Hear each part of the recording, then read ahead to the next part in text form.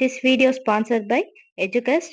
இதில் வந்து digital marketing, GST, advanced stock marketing இதை பற்றி ஆன்லைன்லேயே நம்மளுக்கு டீட்டெயில்டாக சொல்லி தராங்க. ஜாயின் பண்ணணும்னு விருப்பப்படுறவங்க டிஸ்கிரிப்ஷனில் லிங்க் தரேன், கிளிக் பண்ணி டீட்டெயில்ஸ் கேட்டுக்கோங்க. The struggle to find courses that truly speak your language, it's finally over. Welcome to EduQuest, where learning is made just for you. At EduQuest, we bring you a wide range of online courses, from career building programs to skill boosting masterclasses, all in your regional language. Because we believe language should never be a barrier to success. Our courses are tailor made after understanding what today's learners really need. So why wait? Start learning the smarter, simpler way only with EduQuest. Visit eduquest.courses and explore your next course today.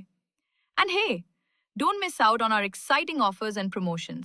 Hi friends, welcome to நவில் மருந்து. இன்னைக்கு நம்ம வெந்தயத்தை பற்றி பார்க்கலாம். அதோட நன்மைகள் மற்றும் மருத்துவ குணங்கள் என்னென்ன இருக்குங்கிறத பார்க்கலாம். வாங்க ஃப்ரெண்ட்ஸ், வீடியோக்குள்ளே போகலாம். இப்போ பொதுவாக எடுத்துக்கிட்டோம்னா வெந்தயம் வந்து பல மருத்துவ குணங்கள் கொண்ட ஒரு அற்புதமான பொருள்.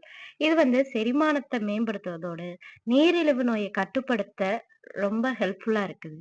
அதே சமயம் கொலஸ்ட்ராலையும் குறைக்குது, தாய்ப்பால் உற்பத்தியை வந்து அதிகரிக்குது.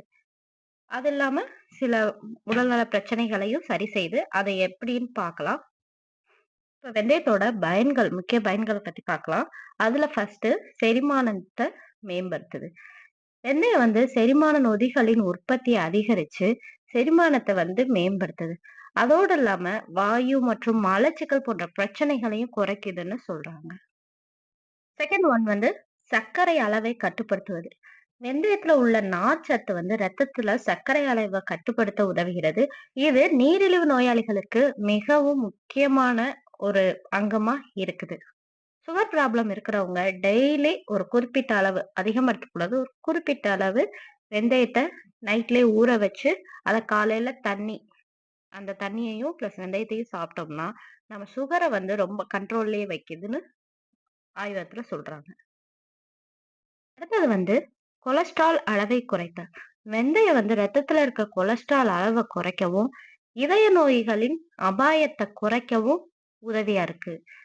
இத வந்து எடுத்துக்கும் போது நம்ம உடம்புல இருக்க கெட்ட கொலஸ்ட்ரால்கள் வந்து குறைஞ்சு நம்ம உடம்ப வந்து ஹெல்தியா வச்சுக்க உதவியா இருக்கு. அடுத்து வந்து ரொம்ப முக்கியமா தாய்ப்பால் உற்பத்தியை அதிகரிக்க உதவி செய்யுது. வெந்தயம் வந்து தாய்ப்பால் கொடுக்கும் தாய்மார்கள் எடுத்துக்கும் போது தாய்ப்பால் உற்பத்தியை அதிகரிக்க உதவுதுன்னு நம்பப்படுகிறது. அடுத்தது வந்து பெண்களுக்கு முக்கியமா மாதவிடாய் வலிய குறைக்குதுன்னு சொல்றாங்க. வெந்தயம் வந்து மாதவிடாய் காலங்கள்ல ஏற்படக்கூடிய பிடிப்புகளையும் வலியையும் போக்க உதவும்னு சில ஆய்வுகள்லயும் கண்டுபிடிச்சிருக்காங்க. அதை குடிக்கும்போது நம்ம உடம்புல இருக்க ஹீட் கொஞ்சம் குறைஞ்சு அந்த வலியையும் குறைக்குதுன்னு சொல்றாங்க. அடுத்தது வந்து உடல் எடையை குறைத்தல். உடம்பு குண்டா இருக்கிறவங்க, இந்த உடம்பு எடையை குறைக்கணும்னு நினைக்கிறவங்க வெந்தயம் வந்து பசிய கட்டுப்படுத்தி உடல் எடையை குறைக்கவும் உதவியா இருக்குது. ஏன்னா பசிக்கும் போது நம்ம அளவுக்கு அதிகமா உணவுகள் எடுத்துக்கும் போது நம்ம உடம்புல ஆட்டோமேட்டிக்கா உடம்பு குண்டாயிடுது. அதை குறைக்கணும்னா பசியின்மையை வந்து கொஞ்சம் குறைக்கணும். அந்த டைம்ல வெந்தயத்தை எடுத்துக்கும் போது பசியை குறைக்கிறதோட நம்ம உடம்புல இருக்க கொலஸ்ட்ராலையும் வெளியே எடுக்கிறது. இந்த ரெண்டும் நடக்கும்போது நம்ம உடம்பு ஆட்டோமேட்டிக்கா உடல் எடை குறைச்சு இளமையா காமிக்குது. வெந்தயம் வந்து தோல் ஆரோக்கியத்துக்கும் முக்கிய பங்கா இருக்குது. ஏன்னா வெந்தயம் வந்து முகப்பரு, கரும்புள்ளி போன்ற சுருக்கங்களையும் போக்க உதவி செய்யுது. ஏன்னா நம்ம உடம்புல ஹீட் குறைஞ்சாலே ஆட்டோமேட்டிக்கா நம்ம ஸ்கின் எல்லாம் கொஞ்சம் நல்லா க்ளோவா இருக்கும். அதுக்கு இந்த வெந்தயம் ரொம்ப உதவியா இருக்கு. வந்து இதய ஆரோக்கியம். நம்ம உடம்புல இருக்க கொலஸ்ட்ராலை குறைக்கிறதுனாலயே இதயமும் ரொம்ப ஸ்ட்ராங்காவும் ஆரோக்கியமாவும் இருக்குன்னு சொல்றாங்க. ஸோ டெய்லி வெந்தயம் கொஞ்சம் ஓரளவு எடுத்துக்கும் போது நம்ம இதயம் ரொம்ப ஆரோக்கியத்துடன் இருக்கும் அப்படின்னு வல்லுநர்கள் சொல்றாங்க. இப்ப வந்து வெந்தயத்தை நம்ம எப்படி பயன்படுத்தலாம், அதை வந்து நம்ம உடலுக்குள்ள எப்படி எடுத்துக்கலாங்கிறத பத்தி பார்க்கலாம். அதுல ஃபர்ஸ்ட் ஒண்ணு என்னன்னா, வெந்தயத்தை நாள் நைட்டே ஊற வச்சு அடுத்த நாள் அந்த தண்ணிய குடிக்கிறதோ, இல்ல அந்த வெந்தயத்தோட சேர்த்து குடிக்கிறதோ ரொம்ப நல்லது. வெந்தயத்தை பொடியாவும் செஞ்சு சாப்பிடலாம். இல்லையா பச்சையா வெந்தயத்தை அப்படியே எடுத்து கூட வாயில போட்டு தண்ணி ஊத்தி குடிச்சிடலாம். அடுத்து வந்து வெந்தயத்தை சமையல் மூலியமாவும் நம்ம உடம்புக்கு எடுத்துக்கலாம். வெந்தயத்த களியாவும் செஞ்சு நம்ம எடுத்துக்கிறது நம்ம உடம்புக்கு ரொம்ப நல்லது. முக்கியமானது எல்லா உணவுப் பொருளையும் போலவே வெந்தயத்தையும் அளவோட எடுத்துக்கிட்டோம்னா ரொம்ப நல்லது. அதிகமா எடுத்துக்கும்போது ஒரு சிலருக்கு இந்த குமட்டல், தலைவலி போன்ற பக்க விளைவுகளையும் ஏற்படுத்தக்கூடும்னு ஆய்வுல கண்டுபிடிச்சிருக்காங்க.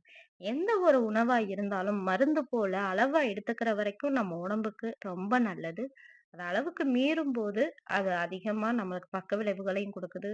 தேவையில்லாத ப்ராப்ளம்ஸையும் குடுக்குது. ஸோ, இந்த வெந்தயத்த சாப்பிடும்போது உடல்ல இருக்க ஹீட்டு குறைஞ்சாலே ஆட்டோமேட்டிக்கா நமக்கு தேவையான எல்லா சத்துக்களும் கிடைக்கிறதுனால, டெய்லி மொத நாள் நைட்டு கொஞ்சமா ஊற வச்சுட்டு, அத அப்படியே எடுத்து அடுத்த நாள் காலையில அப்படியே எடுத்து குடிக்கிறது தான் உடலுக்கு ரொம்ப நல்லது. Okay friends. நெக்ஸ்ட் வீடியோல பார்க்கலாம். பாய்.